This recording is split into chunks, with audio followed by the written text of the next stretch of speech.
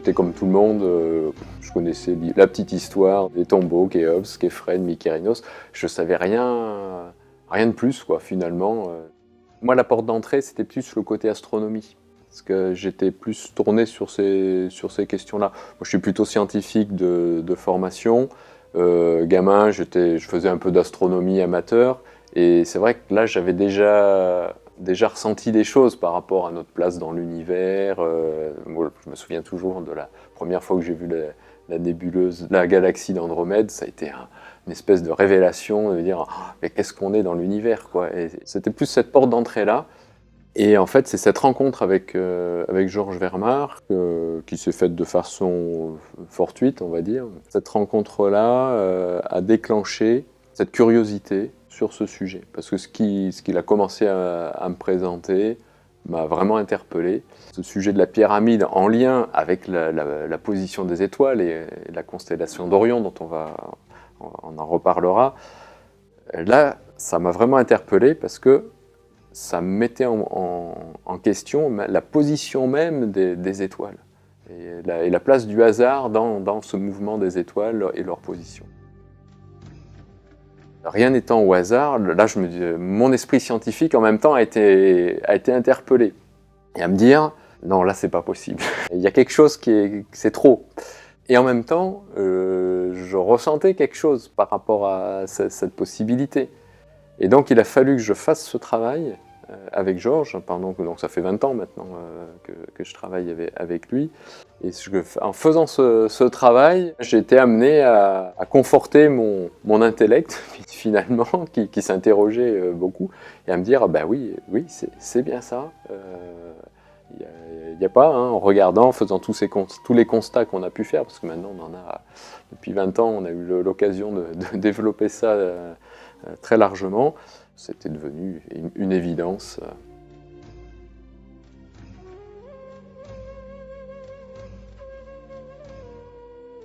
Alors aujourd'hui, ouais, c'est ça. Si on reprend l'histoire des pyramides telle qu'on nous la raconte, et qu'on se penche dessus quelques minutes, moi je pense que même quelques minutes, ça peut suffire déjà à se dire, attendez, mais il y a quand même quelque chose de bizarre là-dedans. Qu'est-ce qu'on nous dit? On nous dit c'est des tombeaux, Khéops, ensuite Képhrène, ensuite Mykérinos. Tout ça en un laps de temps quand même relativement court. Hein. Khéops, 20 ans.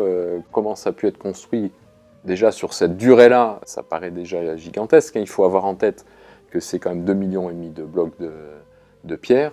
Donc ça, déjà là, si on y réfléchit 2 minutes, c'est une pierre toutes les 10 minutes hein, qui est posée, taillée, montée, ajustée au millimètre près. Donc tout ça, il a fallu enchaîner ça, que les ouvriers, ils travaillent. Alors on sait aujourd'hui que ce n'étaient pas des esclaves, mais il a fallu quand même faire le boulot. C'est gigantesque, quoi. Et puis ensuite, il y a quand même pas mal d'éléments par ailleurs même sur place, on arrive à voir des choses qui font que la théorie ne tient pas la route, quoi. Et nous n'avons effectivement absolument aucune preuve écrite de l'époque. Il n'y a rien qui nous dit dans les fresques égyptiennes, dans les pyramides elles-mêmes, alors que c'est des tombeaux dans lesquels on devrait avoir toute l'histoire des pharaons, enfin des louanges. Non, il n'y a rien. Alors que dans les tombes, qui elles sont souterraines, qui sont sur les autres pharaons, c'est plein d'hiéroglyphes. Là. Et là, il n'y a rien. Toutes ces chambres dites funéraires sont vides. Alors, bien sûr, on peut dire qu'elles ont été pillées, mais qu'il n'y ait pas aucune inscription, ça c'est troublant.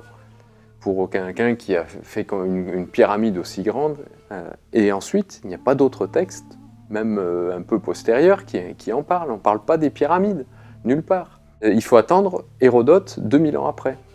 2000 ans après, donc de 2500 à l'époque de Khéops, on arrive à peu près moins 500 à l'époque d'Hérodote. Bon, en 2000 ans, quelle est la version des faits réels? On ne sait pas trop, quoi. Quand on regarde les outils qu'ils avaient à disposition, d'après ce que nous disent les égyptologues, hein, les outils qu'ils ont, mais c'est dérisoire. Et se dire, ils ont taillé les pierres avec ça. Aujourd'hui, on cherche hein, encore hein, les techniques. Il y a des essais qui sont faits. Mais bon, il a fallu quand même tailler 2,5 millions de blocs de pierre. Et en plus, il n'y a pas une pierre pareille. On aurait pu imaginer faire ça en série, quoi. On fait des blocs et puis on les pose. Non, ils ont tous des tailles différentes et parfaitement ajustés. Et après, quand on regarde après la forme de la pyramide elle-même, l'ajustement par rapport aux points cardinaux, d'une perfection presque absolue, quand on regarde qu'il y a un petit creusement des faces en plus qui a été rajouté, qui permet de voir à un moment donné des demi-faces à l'ombre et au soleil, donc il y a un jeu aussi par rapport aux saisons. Ces ajustements-là aussi précis, c'est quand même assez fabuleux. Et est-ce que ça a pu être réalisé comme ça, aussi bien, aussi précisément dans un laps de temps court comme ça interroge. La question, une fois qu'on se dit ce ne sont pas des tombeaux, ou alors ça peut-être servi de tombeau à un moment donné, mais c'était pas ça la vocation initiale très certainement. Qu'est-ce que c'était? Alors maintenant, il faut effectivement regarder de plus près sur l'aspect géométrique, numérique, parce que ça a des dimensions bien précises, des positions bien précises. Quand on regarde les trois pyramides sur le plateau de Gizeh, quand on les regarde vus du ciel, hein, on a 3 carrés qui sont positionnés de façon très particulière. Et on va regarder ces positions et ces nombres en fonction de l'astronomie, c'est-à-dire qu'on va faire des rapprochements avec ce qui est en lien avec notre système solaire, la Terre, la Lune, le Soleil, qu'on va retrouver de façon récurrente dans toutes les données qu'on a pu retrouver, y compris dans les fresques égyptiennes. Ça, c'est quelque chose d'assez nouveau, c'est qu'on a retrouvé ces rapports Terre, Lune, Soleil dans un bon nombre de fresques égyptiennes, et le lien avec la constellation d'Orion et l'étoile Sirius. Ça, c'est peut-être pas non plus complètement lié au hasard qu'on se penche sur cette question d'Orion et de Sirius, c'est que c'est la mythologie égyptienne aussi qui fait ce lien, puisque Orion est dédié au dieu Osiris, qui est quand même un des dieux majeurs de l'Énéade égyptienne, et l'étoile Sirius, qui est dédiée à la déesse Isis. On a réussi à montrer ces concordances, effectivement, avec le ciel. Alors, on n'est pas les seuls à l'avoir fait. Robert Bauval, dans les années 90, avait déjà fait ce rapprochement des 3 étoiles du Baudrier d'Orion et des 3 pyramides de Gizeh. C'était une première étape. On le montre de façon encore plus convaincante parce que c'est à l'échelle de toute la constellation d'Orion, du plateau de Gizeh, la position du Sphinx. Tout est positionné d'une façon très précise. Alors que quand on regarde comme ça, on a l'impression que c'est disposé un peu au hasard, c'est pas aligné, les tailles sont différentes, Képhren et Khéops sont relativement proches en dimension, mais pas tout à fait, c'est pas exactement les mêmes angles. Pourquoi? Voilà, on a de quoi s'interroger. Pourquoi ils n'ont pas choisi toujours le même modèle? Et non, c'est parce qu'il y a des rapprochements à faire avec les nombres, et ces nombres nous amènent aux dimensions de nos astres, et notamment donc de la Terre, de la Lune et du Soleil. Ce qui nous pose une autre grande question, c'est comment connaissait-il ces diamètres-là, diamètre de la Terre, diamètre de la Lune, diamètre du Soleil, la distance de la Terre au Soleil, les distances, on devrait dire, puisque c'est variable, puisqu'on est sur une ellipse. Tout ça, c'était connu, et on le montre. Il a fallu attendre d'avoir les outils qu'on a aujourd'hui, télescopes, etc., pour comprendre comment c'était fait, les distances, pouvoir retrouver ces distances-là, les calculs en années-lumière, etc. C'est quand même relativement récent. C'est sûr que 2500 ans avant Jésus-Christ, on était normalement loin. Et pourtant, les faits sont là. Qu'est-ce qui fait vraiment ce lien entre la géométrie et l'astronomie? En fait, on peut partir de l'angle de la pyramide. Déjà, à lui tout seul, il nous donne la clé. On sait aujourd'hui que si on prend la hauteur de la pyramide et qu'on la divise par la demi-base, ici, ce rapport-là, hauteur-base, nous donne 4 sur pi. C'est la tangente de l'angle qui nous donne l'angle de 51 degrés 51 de la pyramide. Il suffit de diviser la hauteur par la demi-base, quand on coupe la pyramide en deux. Aujourd'hui, quand on regarde la constellation d'Orion, on se rend compte qu'il y a 4 étoiles cadres et 3 étoiles centrales. Les 4 étoiles cadres forment une croix, Et cette croix-là nous donne l'angle de la pyramide. Et ça nous interpelle tout de suite, puisqu'on va se dire, bah, le nombre pi est inscrit dans la position des étoiles. Donc, est-ce que ces étoiles-là sont placées au hasard dans le ciel? Alors bien sûr, on va dire, oui, mais c'est vu de la Terre. Mais il n'empêche que, voilà. Et il y a d'autres éléments troublants, c'est que ce nombre de 4 sur pi, avec lui, on va arriver au diamètre de la Terre et à celui de la Lune. C'est relativement simple. 4 sur pi, donc c'est égal à 1,2732. Voilà.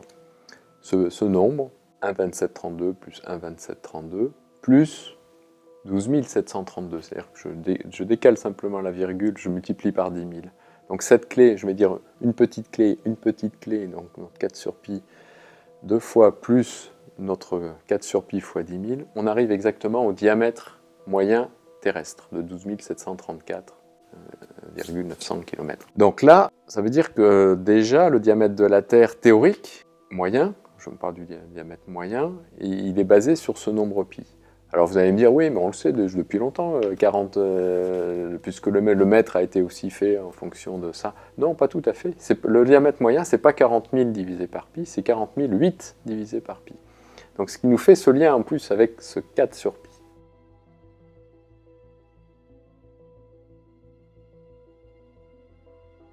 Si on s'en tient juste à ce constat qu'on a cette croix d'Orion qui nous donne l'angle de la pyramide, on peut à la limite se dire c'est un hasard. Mais quand on va commencer à regarder comment se positionne la constellation d'Orion à travers le temps, et à travers notamment ce qu'on va appeler le cycle de la précession des équinoxes. Alors là, on va rentrer un peu plus dans le détail de l'astronomie. Il faut comprendre une chose, c'est que la Terre tourne pas rond sur son axe. Elle décrit un espèce de mouvement de toupie, comme ça, tout en tournant sur elle-même et tout en tournant autour de la Terre en un an. Donc il y a ce mouvement sur 24 heures, sur 365 jours, et il y a ce mouvement de rotation, mais qui lui dure 26 000 ans. 25 850, si on veut être plus précis. Ce mouvement-là, il est primordial, parce qu'il va nous donner des éléments, des repères par rapport à la position des étoiles. Alors, ça a plusieurs incidences pour nous, vu de la Terre. La première chose, c'est que l'étoile polaire bouge. L'axe nord de la Terre va pointer sur un cercle, ce qui fait qu'aujourd'hui, il pointe sur une étoile qu'on appelle l'étoile polaire, qui est dans la petite ours. Mais si on remonte par exemple à l'époque de Khéops, on est dans la constellation du Dragon, sur l'étoile Tuban, et si on remonte encore dans le temps, on va changer de position dans le ciel. Ça, c'est un premier impact de ce cycle sur l'aspect visuel. Un autre qui est connu, c'est le fait de changer de constellation de référence tous les 2160 ans. C'est ce qui fait qu'on change d'air, parce que le Soleil se positionne dans une constellation et au fur et à mesure, il se décale progressivement à cause de ce cycle. Et donc, tous les 2100 ans, il va changer de constellation du zodiaque, il va parcourir les 12 constellations du zodiaque. Et c'est ce qui fait qu'aujourd'hui, on dit par exemple qu'on quitte l'ère des Poissons pour entrer dans l'ère du Verseau. Donc ça, c'est un autre effet visuel. Alors, à l'échelle d'une vie humaine, c'est vraiment à peine perceptible, mais bon, sur 26 000 ans, on fait quand même tout le tour du zodiaque. Et l'autre phénomène qui va nous intéresser particulièrement, c'est quand on va regarder Orion, justement. Donc, je rappelle qu'Orion, c'est notre constellation de référence, et qui fait ce lien avec Osiris. Donc, on ne prend pas cette constellation non plus complètement au hasard. Donc, chaque nuit, la constellation va se lever et va se coucher. Donc passer par un point haut, comme le Soleil, et va se recoucher. Et pendant 13 000 ans, la constellation va monter dans le ciel, comme ça, et pendant 13 000 ans, va redescendre. Donc on a un point bas et un point haut. Et donc et quand on regarde, il suffit de prendre un logiciel d'astronomie, moi c'est ce que j'ai fait, et on cherche le moment où c'est le plus bas, et on tombe sur 10 500 avant Jésus-Christ. Tiens, 10 500, il y en a d'autres qui parlaient de 10 500, d'où ça venait, etc. Les sources ne sont pas forcément faciles, On parle après de l'Atlantide, etc. Mais là, on a une référence astronomique précise. Et on va avoir donc un temps haut en 2500 après Jésus-Christ. Donc là, on commence à être assez haut hein, dans le ciel. Aujourd'hui, si vous regardez Constellation, qui est une constellation d'hiver, on la voit quand même assez haut dans le ciel. Et quand on regarde, et c'est là que ça devient incroyable, c'est quand on regarde le ciel comme si on était à Gizeh, hein, toujours sur un logiciel d'astronomie, hein, vous mettez la localisation de Gizeh, moins de 10 500, et on regarde le ciel, comment il bouge. Et là, on se rend compte qu'il y a un moment, donc Orion se lève, et juste avant qu'il aille se coucher, hop, il y a l'étoile Sirius à côté qui se lève. Et il y a un petit temps très, très court où on voit les deux. On voit toute la constellation d'Orion avant que la première étoile aille se coucher. Quand on regarde le dessin de la constellation d'Orion, on va avoir deux étoiles alignées et un angle droit parfait sur l'étoile Sirius. Et de cet angle droit, on va pouvoir dessiner un rectangle. Et ce rectangle, je vous le donne en mille, c'est le rectangle d'or. On parle souvent de proportions divines. Pour dessiner un rectangle d'or, on prend un côté, on le multiplie par ce nombre d'or qui est égal à 1,618, et ça vous donne l'autre côté qui est fatalement plus grand, et donc on dessine ce rectangle d'or comme ça. Alors après, il y a des déclinaisons dans la suite de Fibonacci. Alors c'est un nombre qu'on retrouve aussi dans la nature sous forme de certaines spirales. Around 1200 AD, a man named Leonard Pisano, better known as Fibonacci, discovered a sequence of numbers that created a very interesting pattern. The sequence begins with the numbers 1, 1, 2, 3, 5, 8, 13, 21, 34, and continues indefinitely. Each number is obtained by adding the last two digits together. A rectangle with a length and width of any two of the numbers of this sequence forms what is known as the golden rectangle, a perfect rectangle. A golden rectangle can be broken down into squares the size of the next Fibonacci numbers down and below. If we were to take a perfect or golden rectangle, break it down into smaller squares based on Fibonacci's sequence, and divide each with an arc, the patterns begin to take shape. We begin to see Fibonacci's spiral. The spiral in and of itself is insignificant. Its importance is revealed in where we find it. Take, for example, the sunflower. The display of its florets are in perfect spirals of 55, 34, and 21, the sequence of Fibonacci. The fruitlets of the pineapple create the same spiral based on the sequence. The pine cone does the same. As currents move through the ocean and the tide rolls onto the shore, the waves that bring in the tide curve into a spiral that can be mathematically diagrammed onto a plot at the points 1, 1, 2, 3, 5, 8, 13, 21, 34, and 55. Buds on trees, sand dollars, starfish, petals on flowers, and especially the nautilus shell. This sequence or blueprint appears to be the trademark of a designer, a proof of a creator, something left behind indicating the one who was there, a fingerprint. Mais là, dans la position des étoiles, en moins 10 500, il est flagrant et il nous montre que c'est d'une perfection incroyable. C'est-à-dire que la proportion du nombre d'or est là, dans ce dessin fait par les étoiles, et uniquement à ce moment-là, parce qu'il se trouve que Sirius a un mouvement particulier qui fait qu'elle va se décaler des 7 étoiles au cours du temps. C'est-à-dire que les 7 étoiles d'Orion, sur une période de 10 000 ans, elles ne bougent pas entre elles. Alors, elles changent de position dans le ciel, mais les 7 étoiles entre elles ne bougent pas. Alors que l'étoile Sirius va se décaler. Et ça, de façon relativement flagrante. Ça fait partie des étoiles qui ont ce qu'on appelle un mouvement propre. À l'époque, elle était parfaitement en angle droit avec la constellation d'Orion. Et on a ce triangle-là équilatéral. On a un triangle équilatéral qui se dessine à partir de Sirius dans ce rectangle d'or. Et le sommet se retrouve exactement sur le méridien sud.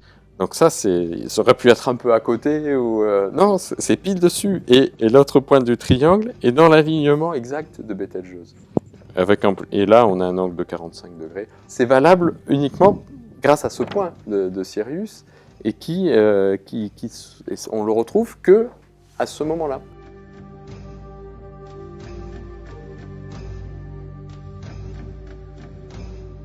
Quand on regarde la constellation d'Orion, il y a un autre élément qui est très troublant, c'est les distances des 7 étoiles. Donc on a 7 étoiles. Nous, vu de la Terre, on a l'impression qu'elles sont dans le même plan, hein, ça fait un dessin comme ça, mais elles sont toutes à des distances différentes.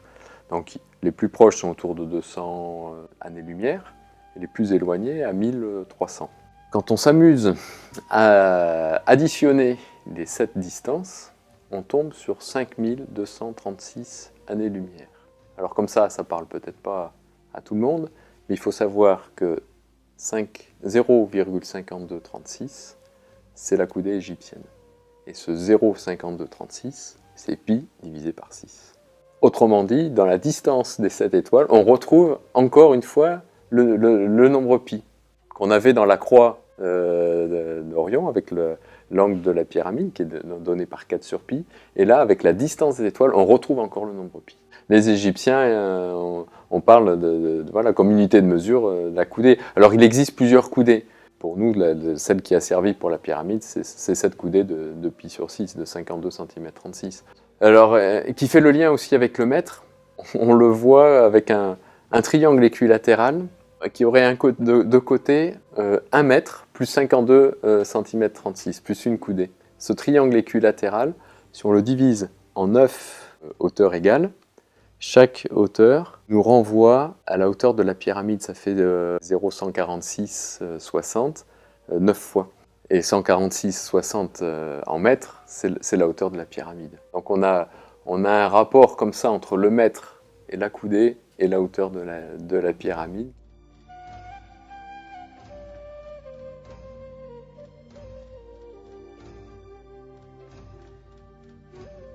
On a parlé pas mal de la Terre et de la Lune, donc, qui était donné par l'angle de la pyramide et notre fameux 4 sur pi. Mais on se rend compte aussi que le diamètre du Soleil, théorique, n'est pas lié au hasard. C'est aussi des nombres simples qui nous permettent de le définir. Et pour ça, il suffit de partir d'un carré de diagonale 1. C'est pas très compliqué.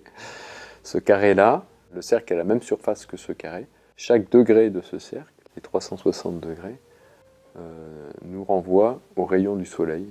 Alors bien sûr, il faut multiplier ça après par, puisqu'on est parti de 1, il faut multiplier ça par un million, parce que le diamètre du Soleil, c'est 1 392 000. Voilà. Alors comme ça, on peut se dire que c'est un chiffre théorique qu'on a retrouvé et qui reste purement théorique, mais on va se rendre compte que les Égyptiens l'ont inscrit dans la pyramide.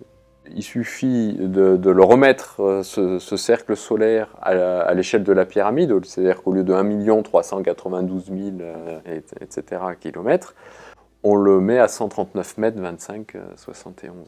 Et là, le cercle s'inscrit dans la structure de la pyramide.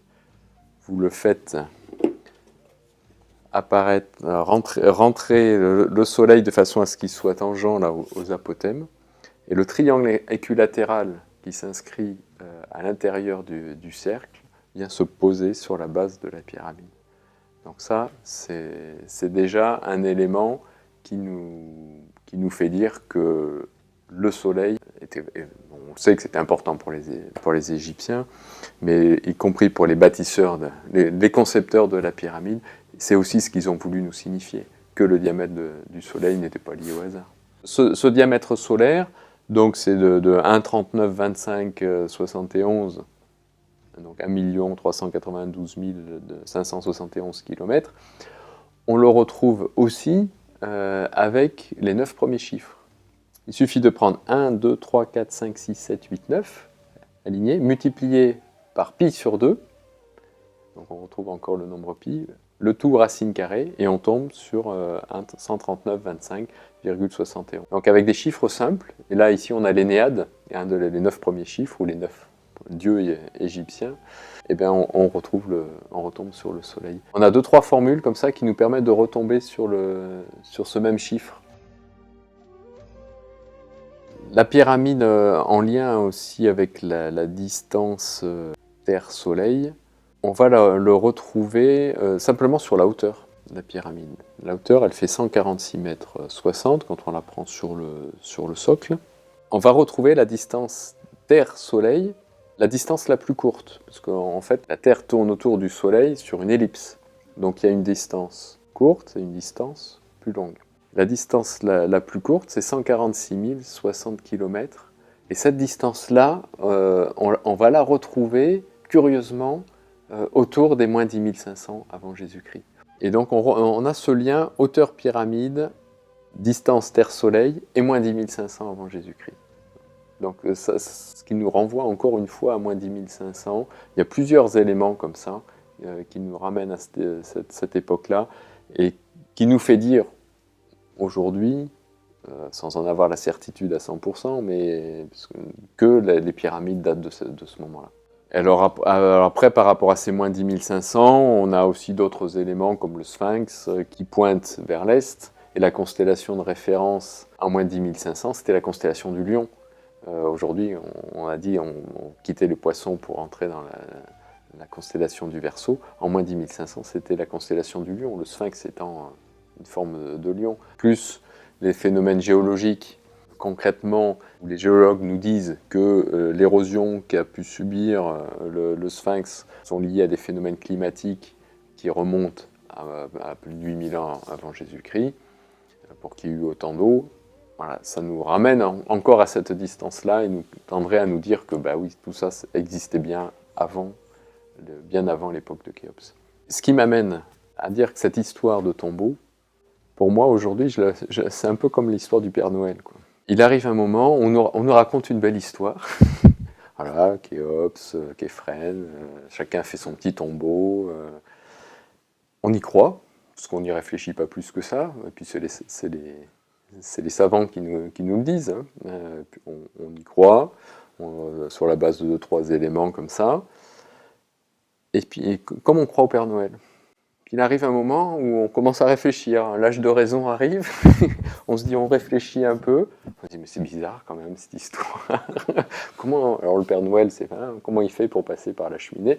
Mais là, pour nous, là, c'est comment ils ont quand même réussi à monter toutes ces pierres et tout ça. On commence à réfléchir et on se dit, non, ça va plus là. Non.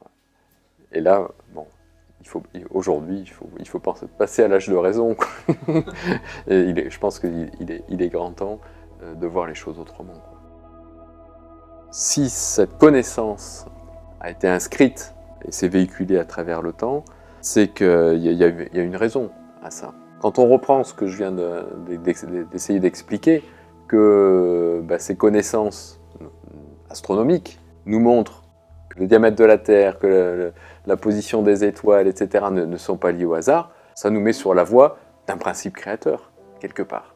Si ce n'est pas le hasard, c'est bien qu'il y a un principe créateur d'une harmonie dans l'univers. Tout ça ne procède pas du hasard, donc d'un principe créateur. On vit dans un monde où l'harmonie est à la base de tout. Et on le retrouve à travers donc, les mathématiques, la géométrie, les nombres. Donc, ce qui veut dire que, ce qu'on pense, nous, c'est que c'est ça qu'ils ont voulu nous dire, à travers les formes et la position des pyramides. C'est à la fois une connaissance, la transmission d'un savoir, mais en même temps d'être capable de pouvoir montrer que nous vivons dans un monde où l'harmonie est omniprésente. Alors la difficulté qu'on va avoir à la lecture de ce message, finalement, c'est qu'est-ce qu'on en fait, hein, et ça, c'est à chacun de faire son chemin avec. En fait, on ouvre une porte, on montre que ça existe, qu'on n'est pas déjà le fait de savoir qu'on n'est pas le fruit du hasard, que la Terre n'est pas là, c'est pas un amas de poussière d'étoiles qui s'est fait comme ça n'importe comment. Non, ça procède d'un principe d'harmonie universelle. Donc nous aussi, en tant qu'êtres humains, on fait partie de cet univers-là, donc on est dans cette harmonie-là. Et c'est ça qu'il va falloir qu'on recherche en nous. Et donc c'est tout ce travail qu'on a à faire. Mais déjà, encore faut-il en prendre conscience. Et je pense que nos travaux sont là pour ça. C'est-à-dire qu'ils vont nous aider à prendre conscience de cette harmonie-là, que peut-être on ressent au fond de nous. Enfin, moi je l'ai vécu comme ça. Comme je parlais au démarrage, je sentais ce lien avec l'univers, mais bon, c'était quelque chose d'inconscient. Et là, par la conscience, on arrive à faire ce lien. Et ça, cette jonction-là, intuitif, cognitif, c'est déjà quelque chose de fondamental, parce qu'on est un être humain pensant. Donc si on est doté de cette pensée-là, c'est pour quelque chose. Et c'est peut-être aussi une des missions qu'on a, c'est de prendre conscience de l'harmonie de la Terre à travers notre matérialité, puisqu'on est incarné dans la matière, et par la conscience, en passant par l'intellect, comme ça, notre ressenti va s'en retrouver encore plus renforcé quelque part, je trouve. Et là, on arrive à ressentir des choses à l'échelle personnelle qui peuvent être vraiment fortes. Il y a des moments, quand on a fait certaines découvertes, mais c'était presque à pleurer, quoi, parce que on est là, mais c'est pas possible, mais c'est incroyable, c'est trop beau, enfin, on le ressent vraiment au plus profond de soi. Rien que ça, c'est déjà une satisfaction énorme, et de sentir qu'on est là-dedans, quoi, et de sortir du marasme dans lequel on peut vivre aujourd'hui, avec toutes les difficultés de la matérialité. C'est quand même un élément qui peut nous aider à vivre autrement.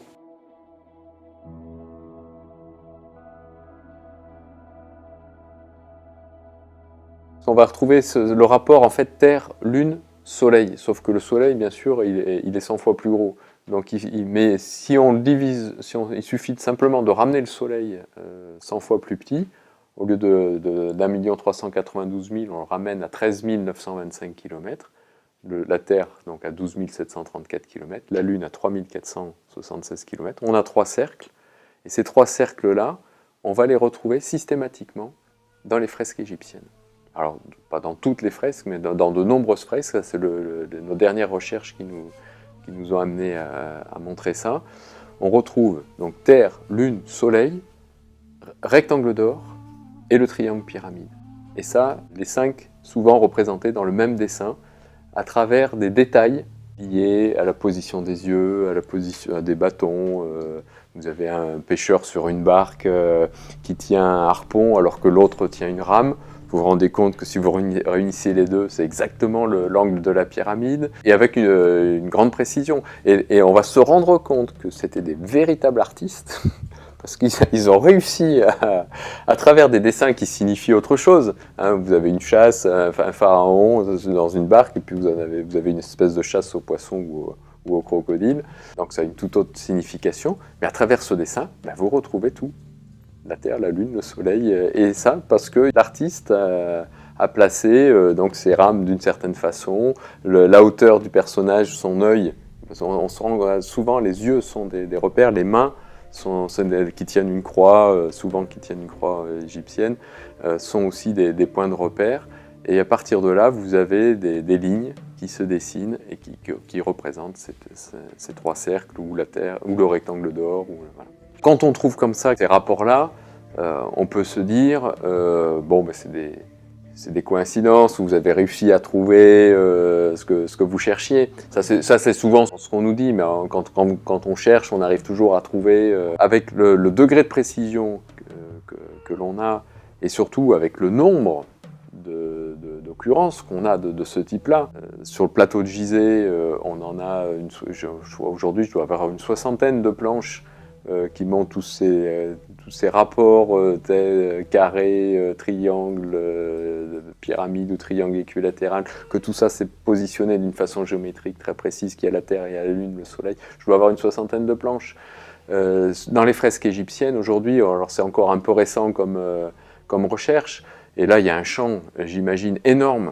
Et ça, j'espère que les égyptologues vont se pencher dessus, parce qu'on aimerait bien qu'on ne soit pas les seuls à s'intéresser à ça, parce que franchement, là, c'est un autre niveau de lecture qu'il faut avoir, ce niveau de lecture géométrique. Et ça, on commence aujourd'hui à en avoir déjà une trentaine, et on se rend compte même, il y a plein de dessins où on voit des pharaons avec des pagnes qui ont en forme de triangle. Il suffit de regarder, c'est des triangles de pyramide. C'est exactement l'angle de la pyramide pour certains. Donc certainement,